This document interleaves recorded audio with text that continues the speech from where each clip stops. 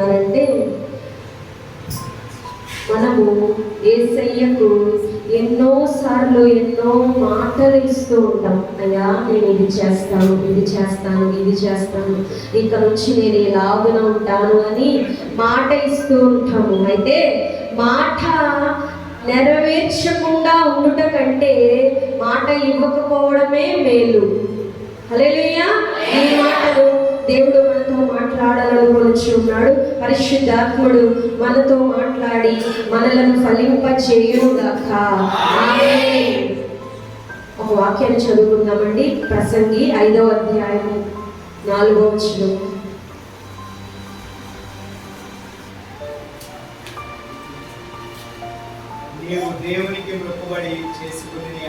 నీవు దేవునికి మొక్కుబడి చేసుకుని ఎడల దానిని చెల్లించుటకు ఆలస్యము చేయకు.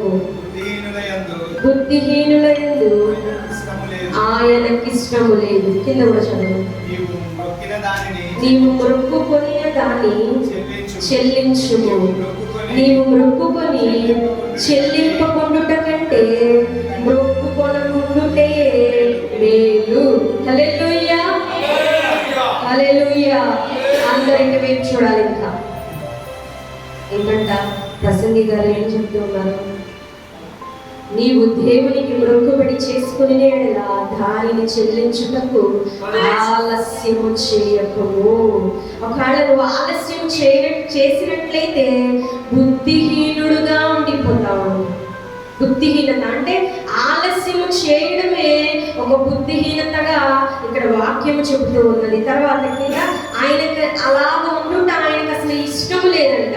దేవాది దేవుడికి మనము బుద్ధిహీనులుగా ఉండడము ఎంత మాత్రం ఇష్టం లేదు. బుద్ధి కలిగి, జ్ఞానము కలిగి, తెలివి కలిగి, మెలకువ కలిగి ఆయన ఎందుకు ఫలించాలని ఆయన ఇష్టమై ఉన్నది. అయితే మనము ఆలస్యము చేయుట, మొక్కుకున్నవి ఆయనకి సమర్పించడానికి, ఆయనకి ఇవ్వడానికి ఆలస్యం చేయటం అనేది ఒక బుద్ధిహీనతగా, ప్రభువైన దేవుడికి ఇష్టం లేని విధముగా అది ఎంచబడిచి ఉన్నది. ఇంకా నీవు మొక్కుకొనిన దానిని చెల్లించుము. నీవు మొక్కుకొని చెల్లింపకుండుట కంటే మొక్కుకొనకుండుటయే మేలు. మేలు అంటే అసలు నువ్వు మొక్కుకోకుండా, అంటే నేను చేస్తాను ప్రభువా అని నువ్వు చెప్పకుండా ఉండుటయే మేలుగా వాక్యం చెబుతూ ఉన్నదండి. అయితే అసలు మొక్కుకోవడం అంటే ఏంటి? మొక్కుకున్న దాన్ని త్వరగా చేయమంటున్నారు. ఆలస్యం చేయొద్దు అని వాక్యం ఉంది. అలా ఆలస్యం చేస్తే దేవుడికి ఇష్టం లేదంట అని వాక్యం ఉంది. అసలు మొక్కుకొని దాన్ని చేయకుండా మానట కంటే అసలు మొక్కుకోకుండా ఉండుటే మేలు అని వాక్యం చెప్తుంటే అసలు మొక్కుకోవడం అంటే ఏమిటి చెప్పాలి, మాట్లాడాలి. నాతో అందరూ మాట్లాడాలి. మొక్కుకోవడం అంటే ఏమిటి? అన్న ఆలయానికి వెళ్ళి నాకు ఒక కుమారుని ఇవ్వు దేవా, నేను నీకు ఆ కుమారుని అర్పిస్తాను అని మొక్కుకొని ఉన్నది. ఇంకా అనేక మందిని మనం చూడవచ్చు. నాకు ఇది ఇవ్వు దేవా, నేను నీకు చేస్తాను అని ఆ యొక్క మాట ఇవ్వడమే మొక్కుకోవడం. హల్లెలూయా. దేవునికి మాట ఇవ్వడమే మొక్కుకోవడం. ఏంటండి? మాట. నేను నీతో చెబుతూ ఉన్నాను దేవా, నీకు మాట ఇస్తూ ఉన్నాను దేవా, ఈసారి మాత్రం నేను ఈ మాటను తప్పను దేవా, ఖచ్చితంగా నెరవేరుస్తానయ్యా. ఎన్ని ఇబ్బందులు వచ్చినా నెరవేరుస్తానయ్యా, ఎంత కష్టమైనా చేస్తానయ్యా అని మనము ఎన్నో మార్లు అనుకుంటూ ఉంటాము. మనకున్న శ్రమను బట్టి, మనకున్న ఇబ్బందిని బట్టి, ఆ ఇబ్బంది సమయంలో, ఆ అనారోగ్యపు సమయంలో, ఆ లేని సమయంలో, ఆ కష్ట సమయంలో ఇంకా ఎవరు మనకి సహాయం చేయకుండా ఒంటరిగా మనము మిగిలిపోయిన సమయంలో, ఏమి పాలు పోచని సమయంలో, ఈ చిక్కుముడి ఎవరు విప్పెదరా అని ఎదురు చూస్తూ ఉన్న సమయంలో, అరణ్యంలో ఒక కేక వేస్తూ ఉన్నట్లుగా మన ఆర్తనాదము ఉండిపోయిన సమయంలో మన పక్కకు ఎవ్వరు రారు గాని వచ్చి నేను నీకు ఉన్నా అని వెన్ను తట్టి నిలబడేవారు ఈ లోకమందు మరి ఎవ్వరూ కనిపించరు. కానీ మనకైతే ఒకే ఒక నామం క్రైస్తవుడికి ఒకే ఒక్క నామం కనబడుతూ ఉంటది. అది ఏమిటి అంటే యేసు అను నామము. హల్లెలూయా, హల్లెలూయా, హల్లెలూయా. ఆర్తనాదం చేసేటప్పుడు మన యొక్క జీవితాంతం కలిసి ఉంటానన్న భార్యాభర్తలు కూడా ఎవరు ఆర్తనాదములో నేను కూడా అరుస్తానులే, కొంచెం నీ బాధ తగ్గిద్దిలే అని ఎవరు అన్నారండి, ఎవరు అన్నారు.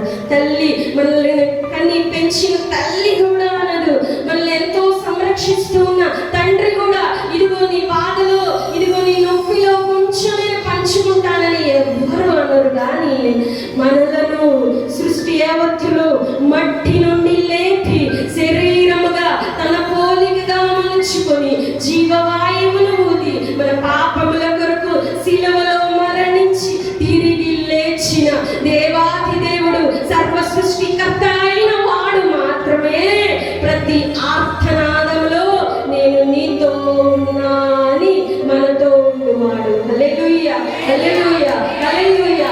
అలాంటి సమయాల్లో ఇంకా ఎవ్వరు మనకి ఆ చేయూతని ఇవ్వని సమయాల్లో, ఏమి పాలుపోయిన సమయాల్లో, ఇంకా మన పరిస్థితి చతికిలబడిన స్థితిగా, నిర్జీవమైన స్థితిగా, మరణ ఛాయగా అది ఆర్తనాదముగా ఉంటూ ఉన్నప్పుడు అప్పుడు చేస్తాము, ఒక మాట ఇస్తాము, దేవా నీవు నన్ను ఈ స్థితి నుంచి మార్చేయ్యా, నేను నీకు ఇది చేస్తాను అంటే ఒక అయ్యా నీ పనిని చేస్తాను, నీ సేవను చేస్తాను, లేక నీ పరిచర్యను చేస్తాను, లేక ఇంకా నేను ప్రతి ఆదివారం చర్చి అస్సలు మానకుండా వెళ్తాను దేవా, క్రమాలలో అస్సలు మానను దేవా, లేక ప్రతి ఆదివారం లేక ప్రతి క్రమములో ప్రతి ఆరాధనలో సమయానికి పాలు పొందుతానయ్యా, లేక ఇంకా నేను అనేకమైన పరిచర్యల్లో పాల్గొంటానయ్యా, ఇంకా నేను సువార్తను ప్రకటిస్తానయ్యా,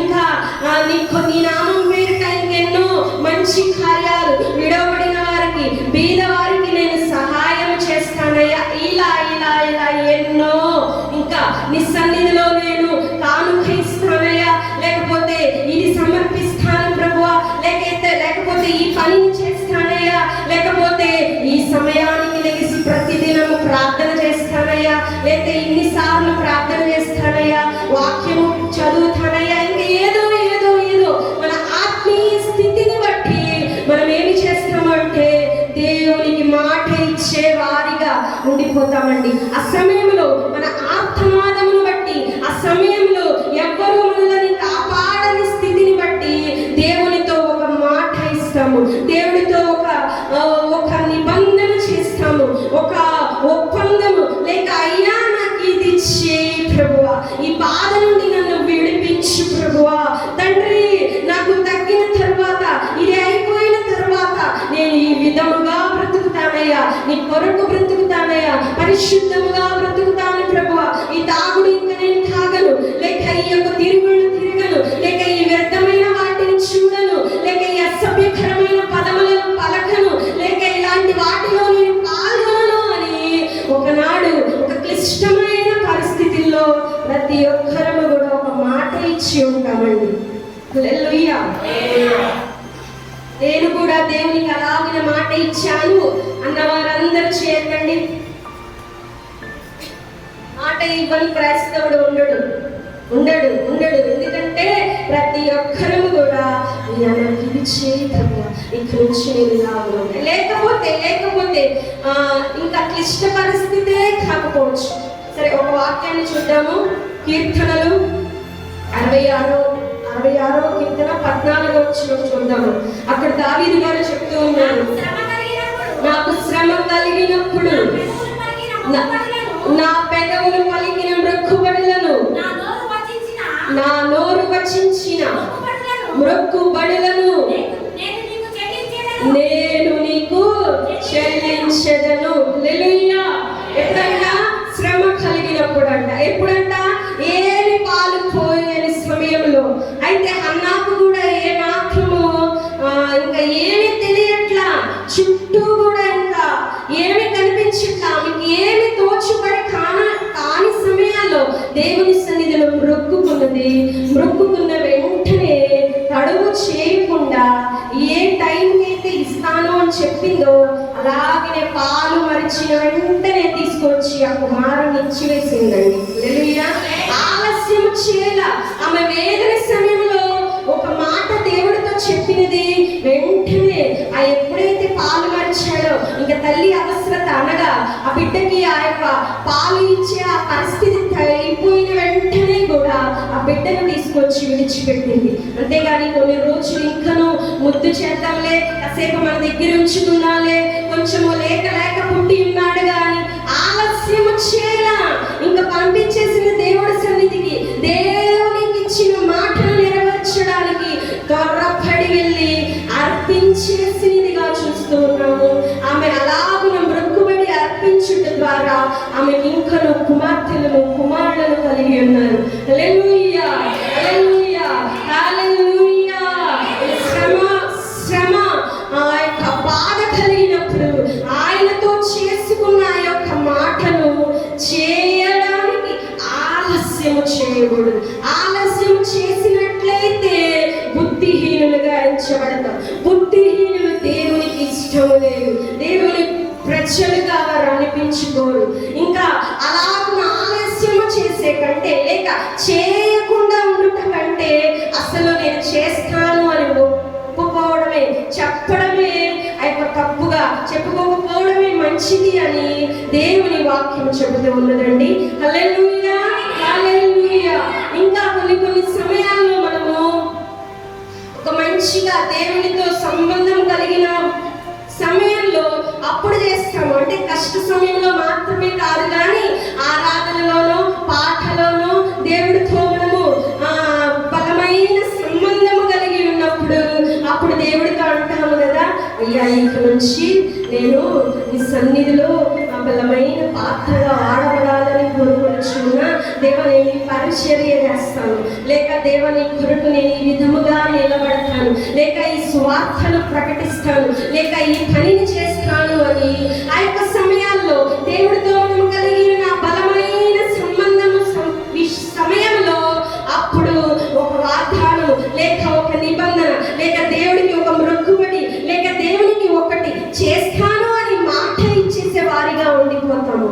అయితే దేవుడు మనం ఇచ్చిన వెంటనే ఆలకించేవాడు. నువ్వు నిబంధన చేసినది లేక నీవు చేస్తానని ఒప్పుకొనినది వెంటనే ఆయన గ్రహించి దానిని దాచుకునే దేవుడై ఉన్నాడు. నీ మాటను బట్టి సంతోషించి నీకు రావలసినవి అప్పుడే ఇచ్చివేసే దేవుడై ఉన్నాడు. అయితే మనము నిలుపుకోవుటలో ఎలాగునో ఉన్నాము, చేస్తున్నామా లేదా, అసలు మనము చేసి అట్టి ఆలోచన కలిగి ఉన్నామా, చేయలేకుండా పోతూ ఉన్నామా అనే విషయాలను ఒకసారి చూద్దామండి.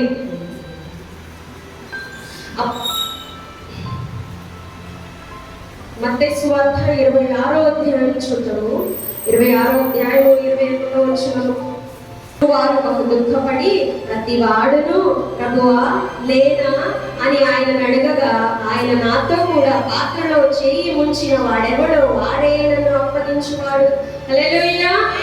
ఇక్కడ ఏం జరుగుతూ ఉన్నదంటే శిష్యులు యేసయ్య కలిసి బల్లలో చేయి వేస్తున్న సమయంలో యేసయ్య శిష్యులతో అంటూ ఉన్నారు కదా, ఇదిగో మీలో ఒకడు నన్ను అప్పగిస్తాడు అని ఆయన చెప్తూ ఉంటే శిష్యులు అంటూ ఉన్నారు, నేనా ప్రభువా అని ఆశ్చర్యపోతూ ఉన్నారు. ఆ మాట అనగానే శిష్యులకి ఆశ్చర్యం వేసింది.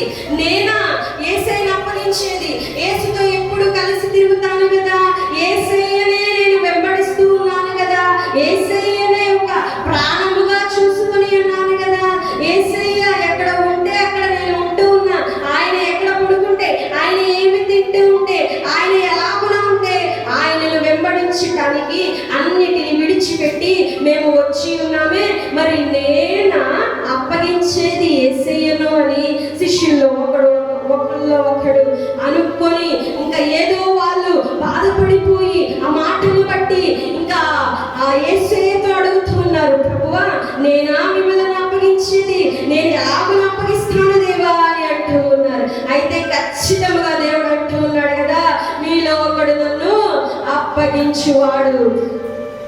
కింద 25వ వచనం చూద్దామండి. ఆయనను అప్పగించిన యూదా బోధకుడా నేనా అని అడగగా ఆయన నీవన్నట్టే ఇంకా ఇస్కరియోతు యూదా కూడా అడుగుచూ ఉన్నాడంట. ఏమని?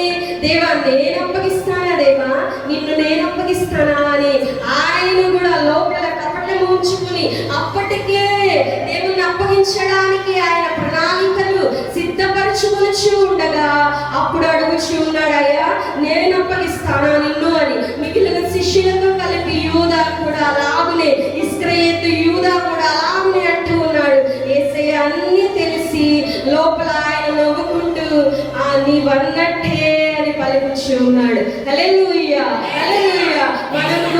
మనము కూడా దేవునితో మాట్లాడిస్తాము. నేనా ప్రభువా ఆ యొక్క పాపంలోనికి వెళ్ళేది?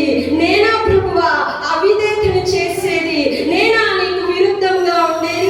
చాచా నేను మళ్ళీ ముట్టనయ్యా, నేను మరలా పాపం చేయనయ్యా, ఇలాంటిది ఎప్పుడూ నేను చేయనయ్యా అని ఎన్నిసార్లు క్రైస్తవుడు దేవునికి చెప్పి ఉన్నాడు. హల్లెలూయా.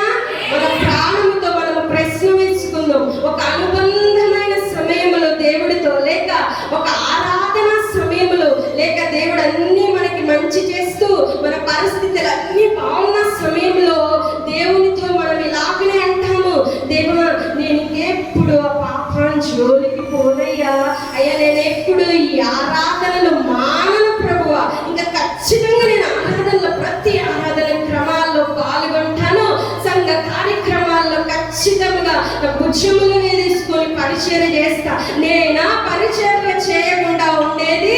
నేను ఖచ్చితంగా పరిచర్య చేస్తాను దేవా. నాలో సత్తువ లేకపోయినా అనారోగ్యమైన నేను ఖచ్చితంగా నీ పనిని చేస్తాను దేవా. నీ కొరకు నిలబడతాను దేవా. నేనా దేవా అపరిశుద్ధముగా పాపం చేసేది?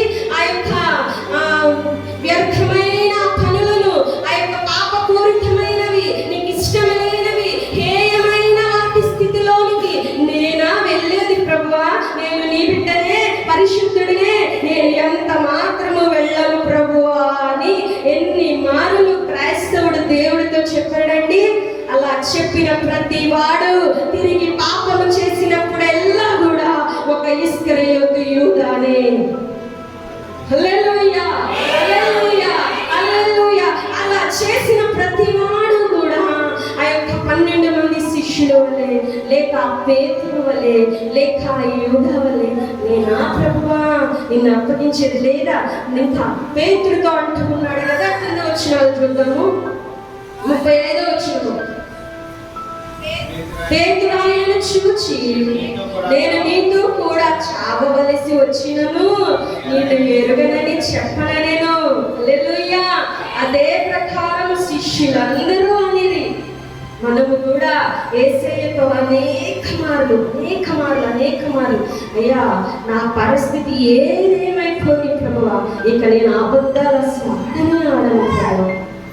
ఎన్ని మార్లు క్రైస్తవులు నేను అబద్ధాలు ఆడను ప్రభువా, పరిశుద్ధముగా ఉండడానికి, నిజము మాత్రమే ఒప్పుకోవడానికి, ఇంకా నీతి కొరకు నిలబడడానికి, ఇంకా నీవు నీ రాజ్య వ్యాప్తి కొరకు నేను ఖచ్చితంగా నిలబడతాను దేవా.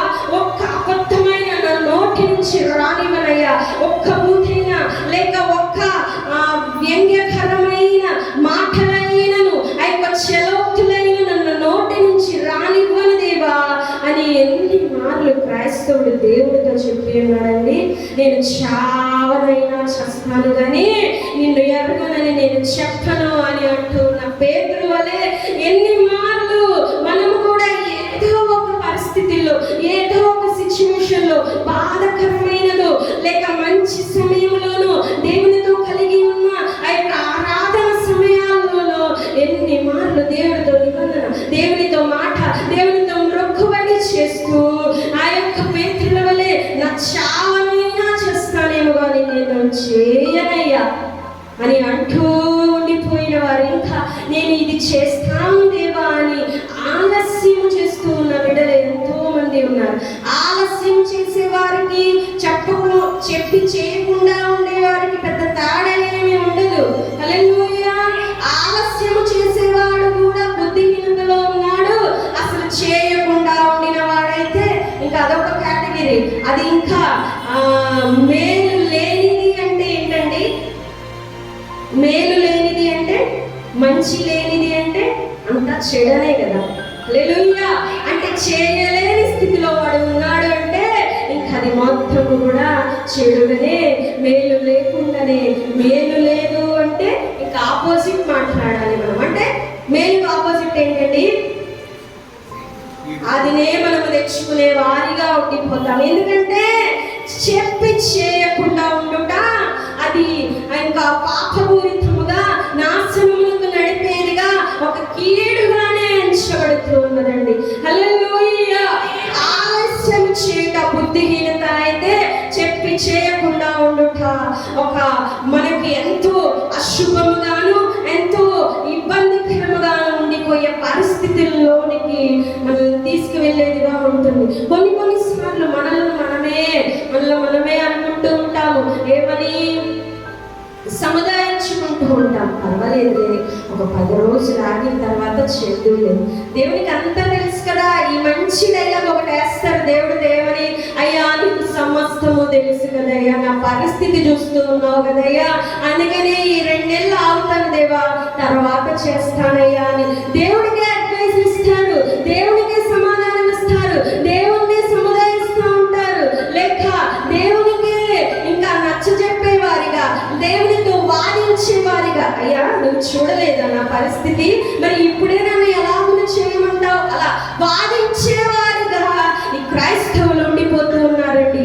ఆదిలో కూడా ఆదాము కూడా వాదించే స్థితిలో ఉండిపోయి శాపమును ఆయన సన్నిధి నుండి తోసివేయబడుటను తెచ్చుకుని ఉన్నాడు. ఆదికాండము 3వ అధ్యాయం 12వ వచనం ఒకసారి చదువుదాము. దేవుని దగ్గర ఒప్పుకోకుండా ఏం చేస్తూ ఉన్నాడంటే ఆయన తప్పుని అందుకు ఆదాము నాతో నుండుటకు నీవు నాకు ఇచ్చిన ఈ స్త్రీయే ఆ వృక్ష ఫలములు కొన్ని నాకు ఇయ్యగా నేను తింటిననేను. చాలండి. హల్లెలూయా. ఆ యొక్క ఆదిలో అంటూ ఉన్నాడు కదా, అయ్యా నీవు నా కోసం ఇచ్చిన ఆ యొక్క అవ్వ ఉన్నది కదా, ఆ స్త్రీ ఉన్నది కదా, ఆమె తీసుకువచ్చి ఈ పండు నన్ను తినమని ఇచ్చినది అని ఎవరికి చెప్తున్నాడు? దేవాది దేవుడికి ఆదాము చెబుతూ ఉన్నాడు. అసలు మనం ఒకసారి ఆలోచన చేద్దాం. దేవుడు చల్లపుట్ట వేళ వచ్చి ఆదాము ఎక్కడ ఉన్నాడు అని అడిగినప్పుడు ఆల్రెడీ తను పాపం చేసి ఉన్నాడు కనుక, అనగా దేవుడు చెప్పింది కాకుండా వేరే చేసి ఉన్నాడు కనుక, తప్పైపోయినది కనుక వెంటనే అలాగనే పరిగెత్తుకుంటూ వచ్చి, తండ్రి నన్ను క్షమించయ్యా, నేను పాదముల మీద పడిపోయాడు అనుకో, స్టోరీ వేరేలా ఉండేది. హల్లెలూయా. ఎందుకంటే మన దేవుడు కనికరాపూర్ణుడు. నువ్వు ఎప్పుడైతే కన్నీటితో పాదములు పట్టుకుంటావో స్థితిగతి అంతా మార్చివేసే దేవుడు. హల్లెలూయా. నువ్వు ఏమి చేసావు అనేది చూడడు, ఎంత ఘోరమైన పాపం చేసావు అనేది చూడడు, ఎన్నిసార్లు దేవుడికి అవిధేయంగా ఉన్నావు, వీడు ఎంత చెప్పినా వేస్ట్గా, వీడు వ్యర్థుడుగా తిరిగి ఈ పని చేస్తాడురా అని దేవుడు అనుకోడండి. అనుకుంటే శిలువ యాగము ఉండదు, అనుకుంటే శరీరం చించబడుట, రక్తము మోగిపోయి పడుట, ఈ అవమానములను భరించుట, ఇవి ఏమీ జరగవు. గనుక దేవుడు కనికరాపూర్ణుడై క్షమించు తండ్రి అని నువ్వు ఆయన పాదముల మీద పడిన వెంటనే దిగు బిడ్డ అని తిరిగి ఆయన హక్కును చేర్చుకొని మొత్తాన్ని నీ పాపపు జీవితాన్ని అంతటిని మరచిపోయి తూర్పునకు పడమర ఎంత దూరమో నీ పాపములు అంత దూరముగా విసిరివేశాను అనే వాగ్దానం చేశాడు. హల్లెలూయా.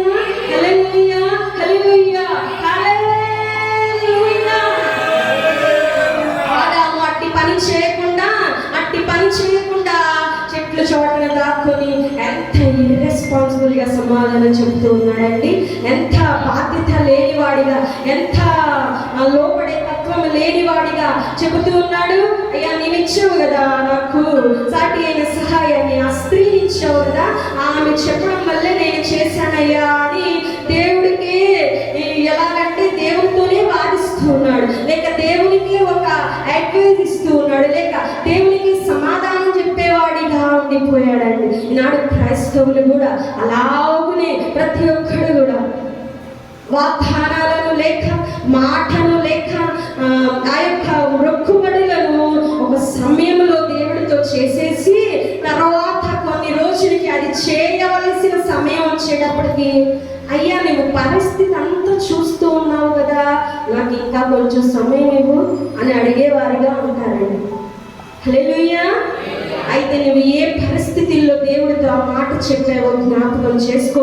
ఆ పరిస్థితుల్లో దేవాతి దేవుడు నీకు సహాయం చేయకపోయినట్లయితే నీ పరిస్థితి ఎలాగునో ఉండను ఆలోచించు. అలాగనే శిష్యుల వలె యేసుతో అయ్యా నేను చేస్తాను ప్రభువా, అయ్యా నేనా ప్రభువా, నిన్ను ప్రేమించే నేనా నిన్ను అలాగున అప్పచెప్పేది అని నీవు ఎన్ని మార్లు దేవుడితో ఎన్నో ప్రేమపూరితమైన నిబంధనలు చేస్తావు, ఎంతో అనురాగపూరితమైన పరిశుద్ధకరమైన ఆ యొక్క నిబంధనలు లేక మాట ఇచ్చే విధము లేకపోతే మొక్కుబడి ఎన్ని మార్లు నీవు చేసి ఉన్నావు యేసుకి. అలా నీవు తప్పిన ప్రతిసారి, అలా నీవు చేయని ప్రతిసారి కూడా సిలువకు యేసుని అప్పగించినట్లే. హల్లెలూయా, హల్లెలూయా. అప్పగించిన యూదానే నీవు ఎప్పుడైతే మాట ఇచ్చి చేయకుండా ఉన్నావో, ఎప్పుడైతే మాటలు తప్పి స్థితిలో నీవు ఉండిపోయి ఉన్నావో, నా ప్రాణము పోయినా నేను నిన్ను ఎరుగను అనను దేవా అనే పేతురు వలె నువ్వు ఎన్నో మార్లు నేను ప్రాణం పోయినా ఆ తప్పు నేను చేయను దేవా అని, లేక నేను ప్రాణము పోయినా ఈ అసభ్యకరమైన వాటిలో నేను ఎంత మాత్రం రాను దేవా, చేయను దేవా అని నీవు ఒడంబడిక చేసుకొని ఒక దేవుడితో ఒక మాట ఇచ్చి నీవు మరలను అది చేసినట్లయితే పేతురు వలె ఆయన ఎవరో నాకు తెలియదని నీవు చెప్పిన వాడిగా ఉండిపోతావండి. ఒకసారి చూద్దాము మత్తయి సువార్త 26:35 చూద్దాము. ఏమంటూ ఉన్నాడు పేతురు అంటాడు, అందుకన్నాడు నేనుండలేదు, నీవు చెప్పు సంగతి నాకు తెలియదని అందరి ఎదుర్కొనలేదు. ఎవరు అనేది పేతురు గారు ఏం చెప్తున్నారు, నా ప్రాణము పోయినా నిన్ను నేను ఎరగనయ్యా అని మాట ఇచ్చేసాడే. ఆ పేతురు ఏమంటూ ఉన్నాడు, అందుకతడు నేను ఉండలేదు, నీవు చెప్పు సంగతి నాకు తెలియదని అందరి ఎదుర్కొనలేదు. ఇంకా కింద చదవాలి. అతడు నడువలోనికి వెళ్ళిన తరువాత మరి ఒక చిన్నది అతనిని చూచి వీడును నజరేయుడు యేసుతో కూడా ఉండేనని అక్కడి వారితో చెప్పగా ఒట్టు పెట్టుకుని ఉండలేదు. ఇంకా చదవాలి. ఆ మనిషిని లేరు కానీ మరలా చెప్పాను. కొంతసేపు అయిన తరువాత అక్కడ నిలిచి ఉన్నవారే పేతురు వచ్చి, నిజమే నీవును వారిలో ఒకడివే, నీ పలుకు నిన్ను గూర్చి సాక్ష్యం ఇచ్చుచున్నదని అతనితో చెప్పాను. అందుకతడు ఆ మనిషి నేరుగానే చెప్పి శపించుకొనుటకును ఒట్టు పెట్టుకొనుటకును మొదలు పెట్టాను. హల్లెలూయా, హల్లెలూయా. ఎన్నిసార్లు చెప్పేశాడు? 3 సార్లు. ఏం చెప్పాడు? యేసయ్యతో మాట ఇచ్చేశాడు. ఏమని? అయ్యా నేను చచ్చిపోతానేమో కానీ అసలు నిన్ను ఎరగనని చెప్పనయ్యా. మరి ఎన్నిసార్లు చెప్పాడు?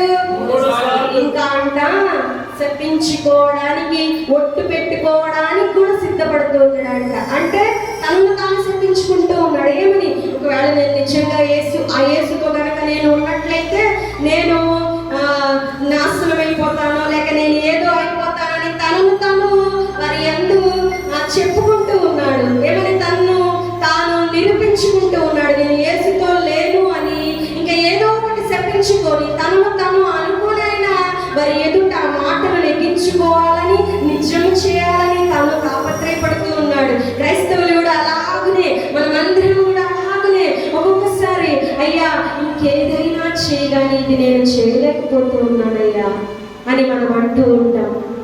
అవునా? ఇది నా వల్ల కావటం లేదయ్యా, ఇది నీకు చెప్పాను కానీ నేను చేయలేకపోతూ ఉన్నా అని. ఇంకేం పోనీ నా ఏమైనా పాపము నాకు అంటుకునిందే సరే కానీ వేసయ్యా అనే ప్రజలు కూడా ఉండిపోతూ ఉన్నారండి. అంటే శపించుకోవడానికైనా ఇష్టపడుతూ ఉన్నారు. ఓకే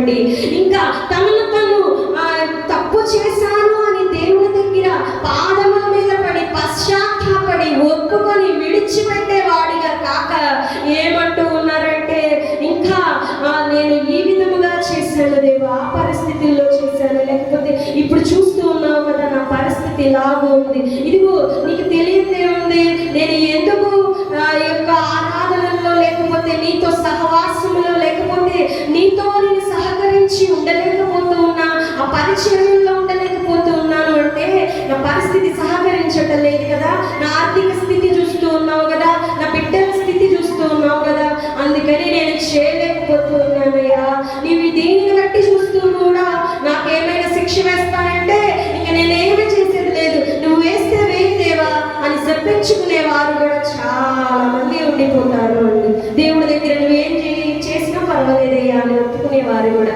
అసహ్యకరమైన స్థితిలో ఉండిపోతూ ఉన్నాడు. దేవుడు ఒక్కసారి శపించాడంటే మరలను కరుణ నీ మీదకి రానే రాదు, శాపాన్ని నీవు అనుభవించవలసినదే, దానిని బట్టి ప్రతిఫలం నువ్వు అనుభవించిన తరువాతే మరలను ప్రభు చిత్తమైతే కృప చూపేవాడే ఉన్నాడు, కానీ ఆ యొక్క శాపమును మాత్రం ఖచ్చితంగా నీవు అనుభవించవలసినదే.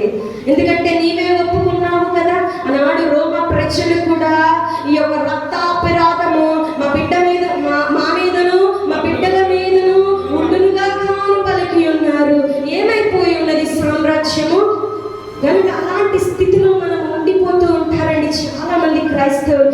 ఓకే ప్రభువా, ఒకవేళ నా పరిస్థితి అంతా నేను చూస్తూ కూడా నేను ఖచ్చితంగా ఆ మాట నెరవేర్చాలి అంటే సరే పోనీ నీ చిత్తమే, కానీ నువ్వు ఏమి చేస్తే అది చేయి అని ఒప్పుకునే దౌర్భాగ్యమైన ప్రజలుగా ఉండిపోతే ఖచ్చితంగా దేవుని శిక్షకు నీవు పాత్రుడుగా ఉండిపోతావు. హల్లెలూయా, హల్లెలూయా, హల్లెలూయా. ఎక్కడ మనం ఉండిపోయామో ఆలోచిద్దాము. ఆదాము వలె మనం దాక్కుని దేవుడికి సమాధానం చెప్పేవారిగా ఉండిపోతే నీ పరిస్థితి మార్చబడదు, నిన్ను కొట్టి వేస్తాడు, త్రోసి వేస్తాడు.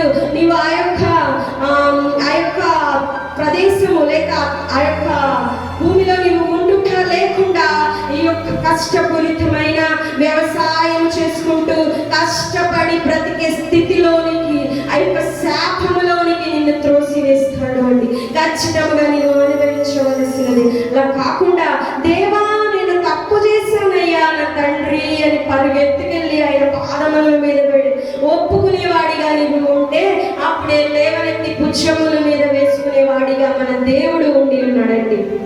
హల్లెలూయా, హల్లెలూయా. అలా కాకుండా ఇచ్చిన మాటను నెరవేర్చకుండా నేను ఎంత మాత్రము అలాంటి పని చేయను దేవా అని నీవు అనుకున్నట్లయితే తిరిగి యేసయ్యను సిలువకు అప్పచెప్పేవాడిగా ఉండిపోతాం. ఇస్కరియోతు కూడా నేను ఎంత మాత్రం చేయను దేవా అని అనినవాడు ఆ యొక్క జనులు ఆ యొక్క భటులు దేవుని ఎత్తుకెళ్ళడానికి వచ్చిన వారు రాగానే వెళ్ళి ముద్దు పెట్టుకుని ఏం చేస్తూ ఉన్నాడు, దేవుణ్ణి అప్పగించేస్తూ ఉన్నాడు.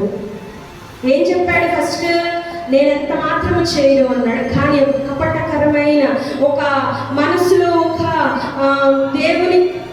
దేవుణ్ణి ఏదో చేయాలి అనే ఆ యొక్క మనస్తత్వం కలిగి వెళ్ళి ముద్దు పెట్టి దేవుణ్ణి అప్పచెప్పే స్థితిలో ఉండిపోయి ఉన్నాడు. మనము కూడా క్రైస్తవులుగా ఉంటూ దేవుడితో ఎన్నో మాటలు చెబుతూ చేస్తాము దేవా, చేయలేకుండా ఉండిపోయిన స్థితిని బట్టి మరలా అదే చేసే స్థితిని బట్టి విడిచిపెట్టిన పాపమును మరలా ముట్టుకునే స్థితిని బట్టి చెయ్యను లేకపోతే అన్న దానిని మరలా వెళ్ళి చేయుటను బట్టి నీ కొరకు నేను ఇది చేస్తాను అని పరిచయ విషయము లేక సేవ విషయము లేకపోతే నీవు పిలుపు విషయము లేక నీ బిడ్డలను అప్పచెప్పి ఉన్నావో దేవుని పనికి అన్నావలే, మరి దేని కొరకు నీవు ఏ మాట దేవుడితో ఇచ్చి ఉన్నావో ఆ మాట చేయడానికి తడువు చేసిన ఎడలా ఆలస్యము చేసిన ఎడలా బుద్ధిహీనులుగా మనం ఎంచబడి అంత మాత్రమే కాదు మేలు చేయకుండా ఉన్నాను మేలు అనే స్థితిలో ఉండిపోయి ఉన్నాను,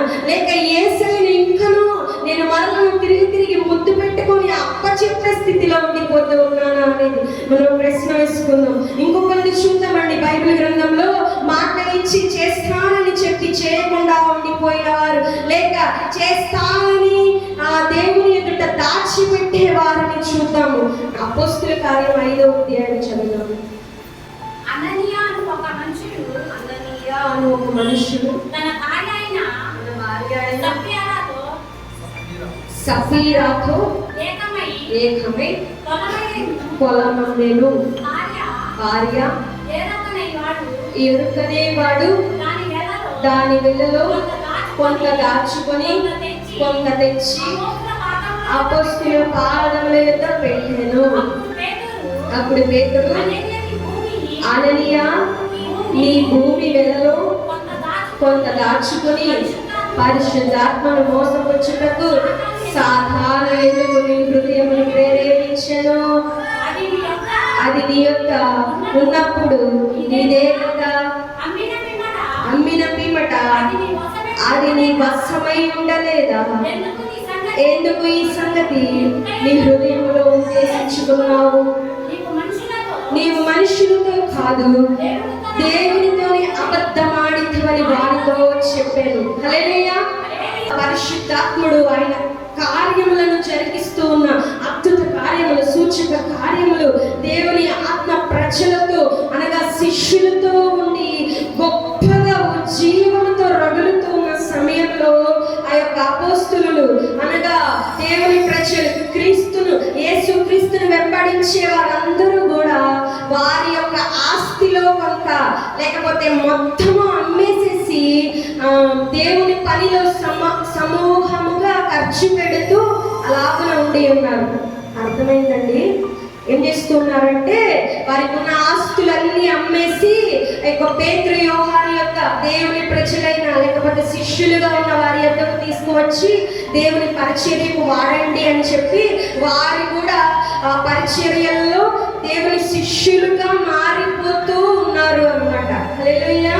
అయితే అననీయ, సఫీరా అను వారు కూడా వారికి ఉన్న పొలమంతా అమ్మేసేసి మేము కూడా శిష్యరికం తీసుకుందాము, అపోస్తలులుగా మారిపోదాము, దేవుని ప్రజలుగా, దేవుని శిష్యులుగా, దేవుని పరివారుగా, సేవకులుగా, సువార్థికులుగా, పరిచర్యకులుగా పరిచర్య చేసే వాటిల్లో మనము కూడా ఉండిపోదామని భార్య భర్తలిద్దరూ అనుకొని పెట్టున్న వాటన్నిటిని అమ్మేసి అయితే కొంత దాచుకొని మిగతాది తీసుకువచ్చి అననీయ నిలబడి ఉన్నాడు పేతురు ఎదుట.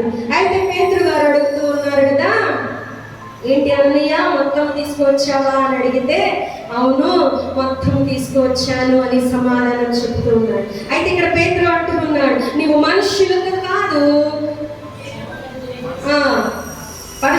దేవునితోనే అబద్ధమాడితివని వానితో చెప్పాను. హల్లెలూయా, హల్లెలూయా.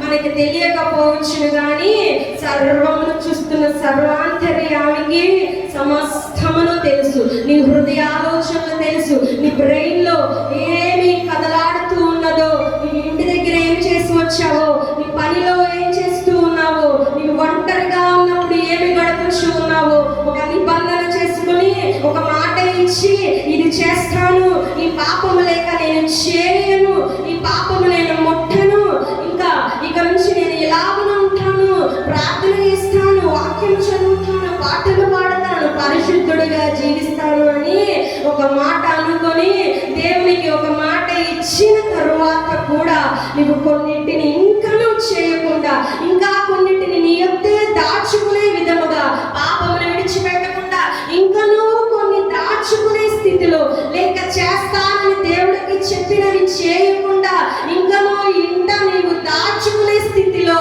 అవన్నీ ఉంచేసుకున్నట్లయితే మాట ఇచ్చిన నీవు మర్చిపోవచ్చునేమో కానీ మాట తీసుకున్న పరిశుద్ధాత్ముడికి అన్ని గుర్తే. హల్లెలూయా, హల్లెలూయా.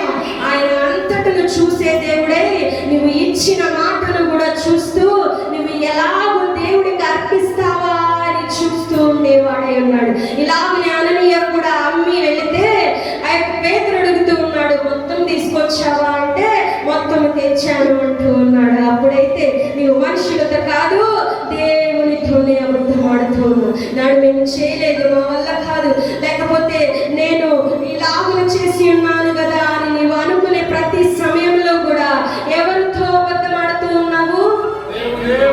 మనుషులతో కాదు. దైవజనుడు చూడకపోవచ్చు, నువ్వు ఏ ఏ స్థలంలో ఉంటూ ఉన్నావు ఉన్నాడు. పరిశుద్ధాత్ముడు గమనిస్తూ ఉన్నాడు. దైవజనుడు గమనించకపోవచ్చు, నీ కుటుంబ సభ్యులు గమనించకపోవచ్చు, నీతో ఉన్నవారు గమనించకపోవచ్చు, కానీ నీవు ఇచ్చిన మాటను ఎవరు చూస్తూ ఉన్నారంటే పరిశుద్ధాత్ముడు నీతోనే ఉండి, ఇంకా నీవు ఉంచుకున్నావా, మాట ప్రకారం అన్నిటిని విడిచిపెట్టి పరిశుద్ధముగా జీవిస్తూ ఉన్నావా అని పరిశుద్ధాత్ముడు నీతోనే ఉండి నిన్ను గమనించే దేవుడై ఉన్నాడు. ఈ స్థానాన్ని మొక్కుకున్నవన్నీ కూడా, లేక చేస్తానని చెప్పినవన్నీ కూడా తడవు చేయకుండా, ఆలస్యం చేయకుండా తీసుకెళ్లి పూర్తిగా నీవు అర్పిస్తూ ఉన్నావా లేదా అనేది కూడా పరిశుద్ధాత్ముడు నీతోనే ఉండి, నీలోనే ఉండి సమస్తమును గమనించి ఉన్నాడండి. కింద చదువుదాము. అననీయ ఈ మాటలు వినుచూనే పడి ప్రాణము విడువగా వినిన వారి కన్నందరికి మిగిలిన భయము కలిగి. హల్లెలూయా, హల్లెలూయా. ఏం జరిగిందంట? అబద్ధమాడిన వెంటనే పరిశుద్ధాత్మ దేవుణ్ణి మోసపుచ్చాలి, లేకపోతే అబద్ధం చెప్పాలి అని అనుకున్న వెంటనే ఏం జరిగింది? పడి ప్రాణము విడిచి ఉన్నాడు. దేవుని ఎదురుకు వచ్చి నీవు నా కొరకు ఇచ్చిన ఆ యొక్క అవే నన్ను ఇలాగూ నా పాపంలోనికి తీసుకువచ్చినది అని చెప్పాలని చూశాడు. కానీ ఏమైనది? గెంటి వేశాడు వెంటనే. నీవు ఇంకను దాచిపెట్టుకునే స్థితిలో, ఇంకను నిన్ను నువ్వు కప్పి పెట్టుకునే స్థితిలో, ఇంకను అయ్యా నా ఈ పరిస్థితిని బట్టి ఈ పాపం చేయకుండా నేను ఉండలేకపోతూ ఉన్నానయ్యా అని దేవుని దగ్గరికి వచ్చి నీవే ఆయనకే సంజాయిషి, లేక ఆయనకే నువ్వు ఏదో చెప్పేలాగా ఉంటే వెంటనే మారు మాట్లాడకుండా ఈ స్థలం నుండి గెంటి వేసేవాడిగా ఉన్నాడండి. నీ యొక్క సౌకర్యమైన జీవితాన్ని మొత్తాన్ని తీసివేసి బాధాకరమైన, శాపగ్రస్తమైన, నీవే వండుకొని, నీవే పండించుకొని, నీవే వండుకొని పిల్లల్ని కంటూ ప్రయాసపడుతూ నీవు ఉండాలి అని శపించి తోసివేశాడే, అట్టి స్థితిలో నీ స్థితి గతి అంతా మారిపోయే విధముగా ఉండిపోద్ది. ఎప్పుడు అంటే ఇంకా నీవు చూస్తూ ఉన్నావు కదయ్యా నేను చేయలేని స్థితిలో ఉన్నా అని నువ్వు ఆయనకి చెప్పేలాగా ఉంటే ఇప్పుడే నీ స్థితి అలాగ మార్చివేసే దేవుడు నీతోనే ఉన్నాడు. పరిశుద్ధాత్ముడు నీతోనే ఉన్నాడు. నువ్వు ఇంకనూ నీ మనసుతో సంజాయిషి చెప్పుకుంటూ ఉన్నావేమో, దేవుడికి బదిలిచ్చేలాగా ఉండిపోయి ఉన్నావేమో. అననీయలాగా నీవు ఒప్పుకోకుండా పేతురు అడిగినప్పుడైనా అవును అవును ఓ దైవ సేవకుడా నేను ఈ తప్పు చేసి ఉన్నానని అప్పుడైనా పాదముల మీద పడి ఉంటే చచ్చిపడి స్థితి ఉండేది కాదు. హల్లెలూయా. పశ్చాత్తాపములో చచ్చి పడుట కంటే పశ్చాత్తాపముతో పడుట మేలు. హల్లెలూయా, హల్లెలూయా. నీ పరిస్థితి శాపగ్రస్తమై దౌర్భాగ్యమై పోవుట కంటే ఒప్పుకొని కన్నీటితో విడిచిపెట్టుట మేలాయను. హల్లెలూయా. అననీయ ఒప్పుకొనిన వాడైతే పరిస్థితి వేరుగా ఉండను. ఒప్పుకోకుండా ఇంకా నువ్వు దైవజనుడు హెచ్చరిస్తూ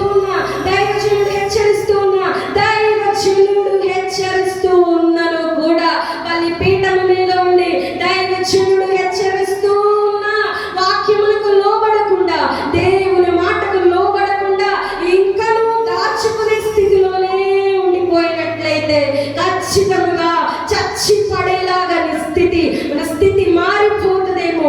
మెలకుగా ఉండి ఇప్పుడే ప్రతి దానిని ఒప్పుకుందామండి. హల్లెలూయా. కింద వాక్యం చదువుదాము. అప్పుడు పడుచువారు లేచి వారిని బట్టతో చుట్టి మోసుకొని పోయి వారిని పెట్టిరి. ఇంకా చెప్పండి. ఇంచుమించు 3 గంటల సేపటికి వారి భార్య జరిగినది ఎరుగక లోపలికి వచ్చాను. అప్పుడు పేతురు మీరు ఈ భూమిని ఇంతకే అమ్మితిరా నాతో చెప్పుమని ఆమెను అడిగారు. అందుకు అవును ఇంతకే అని చెప్పారు. అందుకు పేతురు ప్రభు యొక్క ఆత్మను శోధించుటకు మీరెందుకు ఏమీభవించితిరి? ఇదిగో నీ పెనిమిటి పాతి పెట్టిన వారి పాదములు వాకిటనే ఉన్నది, వారు నిన్నును మోసుకొని పోదురని ఆమెలో చెప్పు. వెంటనే ఆమె అతని పాదముల మీద పడి ప్రాణము విడిచెను. హల్లెలూయా, హల్లెలూయా, హల్లెలూయా. మన పక్కన జరుగుతున్నవన్నీ చూస్తూనే ఉంటామండి. ఆయనను కూడా ఒప్పుకోవడానికి ఇంకనూ ఇష్టపడలేని స్థితిలో ఉండిపోతాం. అయితే మనము కూడా వారితో కలిసి వెళ్ళిపోవాల్సిన స్థితిలో వెళ్ళిపోతాం. గనుక ఎప్పుడైతే ఒప్పుకొని విడిచిపెడతావో వెంటనే నీ స్థితి మారిపోదు. వెంటనే కనికరపూర్ణుడైన దేవుడు నిన్ను హక్కును చేర్చుకునేవాడిగా ఉన్నాడు. ద్వితీయోపదేశ కాండము 23వ అధ్యాయం 21వ వచనం చదువుదాము.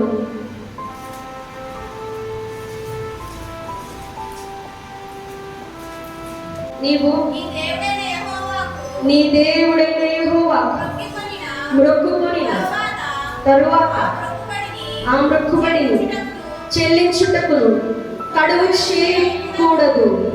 నీ దేవుడైన యెహోవా తప్పక నీ వలన దాన్ని రాబట్టుకొనును, అది నీకు పాపమగును. హల్లెలూయా, హల్లెలూయా, హల్లెలూయా. నీవు చేస్తానని చెప్పినవి చేయలేదనుకో, మొక్కుకున్నవి ఇంకా నువ్వు ఇవ్వకుండా తడవు చేస్తూ ఉండిపోయావనుకో, అసలు మర్చిపోయిన స్థితిలో ఉండిపోయావనుకో, ఆయనంట ఎలా అయినా రాబట్టుకుంటాడంట. హల్లెలూయా, హల్లెలూయా. మనకై మనముగా అర్పించినవి, అనుకున్నవి, మొక్కుకున్నవి, చేస్తానని దేవుని సన్నిధిలో ఒప్పుకున్నవి మనకు మనముగా తెచ్చి ఇచ్చేస్తే దేవుడు మనల్ని దీవించిన వాడై, ప్రత్యేకమైన స్థానంలో మనల్ని ఉంచేవాడై, నీవు చెప్పినది చేసావు గనక ఆ ఫలమును నీవు అనుభవించే ఆశీర్వాదంలోనికి వెళ్ళిపోతావు. ఎలాగనంటే తన ఇష్టాన్ని ఒప్పుకొని ఖచ్చితంగా సమయానికి ఇచ్చినది గనుక ఫలమును అనుభవించి ఇంకా కుమారులను కుమార్తెలను పొందుకొని ఉన్నది. అలాగున చేస్తామన్నది వెంటనే మనము చేసినట్లయితే అధికమైన ఆశీర్వాదంలోనికి, ఆ యొక్క చేసినది దానికి కలిగిన ప్రతిఫలమును మనము పొందుకుంటాం. ఒకవేళ నీవు చేయలేని స్థితిలో ఇంకా నువ్వు తడువు చేసేవాడిగా, ఇంకా నువ్వు సాకులు చెప్పేవాడిగా, ఇంకా నిన్ను నీవే దేవుని ఎదుట చూపించుకుంటూ సమర్థించుకుంటూ ఉండేవాడిగా, ఇంకను నేను ఖచ్చితంగా నా ప్రాణము పోయిన ఇంటిది చేయను దేవా అని మాట ఇస్తూ ఇంకను నేను ఎరుగను అనే స్థితిలోనే నీవు ఉండిపోయేవాడిగా ఉన్నట్లయితే, ఇంకను దాచుకొని పరిశుద్ధాత్ముని దుఃఖపెట్టేలాగా, ఆయనను శోధించేలాగా, యేసును ఇంకను సిలువకు అప్పచెప్పేలాగా నీ స్థితి ఉండిపోయినట్లయితే ఏం చేస్తాడంట దేవుడు? నీ యొద్ద నుండి తప్పక రాబట్టును. ఆయన రాబట్టుకుంటే ఎలా ఉంటది అంటే, మనందరికీ ఆ యొక్క యోనా గారి గురించి తెలుసు. ఆ యోనా గురించి ఆయన ఏం చేసి ఉన్నాడు? నినివే పట్టణానికి వెళ్ళమంటే వెళ్ళకుండా వేరొక దేశములకు వెళ్ళిపోయి, తర్కీషుకు వెళ్ళిపోయి చేద్దామనుకున్నాడు. కానీ దేవాతి దేవుడు రాబట్టుకున్నాడు, రాబట్టుకున్నాడు, రాబట్టుకున్నాడు. ఎలా రాబట్టుకున్నాడు?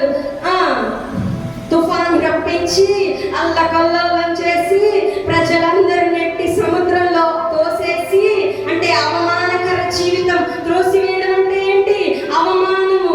ఆ యొక్క తుఫానులు వేదన స్థితిలో అవమానాల గుండా ఆ యొక్క నిర్జీవమైన స్థితిలోకి వెళ్ళిపోయి చేప కడుపులో ఆ యొక్క కంపుకరమైన అసహ్యకరమైన శాపగ్రస్తమైన జీవితంలో 3 దినములు బ్రతికి చచ్చి బ్రతికిన వాడిగా మరలను వెళ్ళి సేవ చేసుకున్నాడు.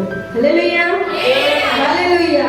ఎలా అయినా దేవాతి దేవుడు రాబట్టుకునేవాడై ఉన్నాడండి. కానీ రాబట్టుకుంటే నీకు ఆశీర్వాదం ఏమి రాదు. ఆయన లాక్కుంటే ఆశీర్వాదం రాదు.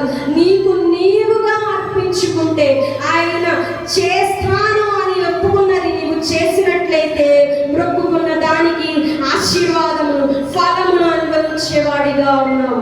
ఫలమును అనుభవించేవారిగా, ఆశీర్వాదమును అనుభవించేవారిగా ఉన్నాము కనుక ఇంకను మనం ఏమి మొక్కుకొని చేయలేకుండా ఉన్నాము. ఏమి దేవునికి చేస్తాను అని, ఏ పాపమును విడిచిపెట్టి బ్రతుకుతాను అని ఆయనతో ఒప్పందం చేసుకొని ఇంకను చేయకుండా ఉన్నాము. తడవు చేయకుండా నీవు చేసినట్లయితే ఆశీర్వాదాన్ని పొందుకుంటుంది. హల్లెలూయా. ఆమేన్. దేవుడి వాక్యమును ప్రతి హృదయంలో నీరు